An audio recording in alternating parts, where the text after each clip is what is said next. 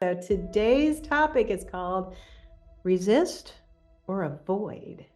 Which one are you doing right now? Now, there's a difference between resisting and avoiding. They might seem kind of menial. Let's talk about the definition of the word resist. The definition of the word resist is to, as a verb, to withstand the action or effect of, or to refrain from doing or having. The definition for the word avoid is to keep away from or stop oneself from doing something. So in times of resistance, we kind of just stay away from things, like, oh, I'll get to that. Oh, I'll get to that. I'll do that. Avoidance is, I'm not going to do that. Even if you're not really sure that you're saying that out loud, avoidance is inside you. That's a defiance. That's me saying, I'm not wearing a mouth guard. I tried that once 30 years ago and I didn't like it. Now, why is this my topic today?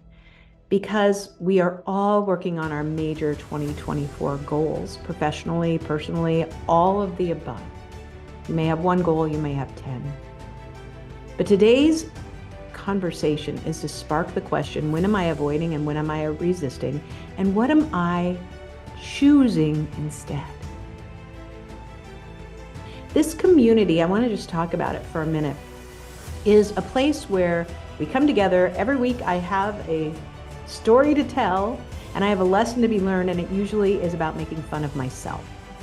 Because if I can talk about the mistakes I make and what I'm trying to learn from them and how to apply them, often I can maybe not save everybody else from struggle or frustration, but maybe then when you find yourself in those moments, you will go, that's what Michael was talking about. Here's an instance where I can see I am truly avoiding or resisting steps that will help me achieve my goals. And in those moments, those aha moments, that's enlightenment. So the whole theory and purpose of the enlightened workplace community is to accept, understand, and embrace those moments of enlightenment. None of us are going to be perfectly enlightened all the time.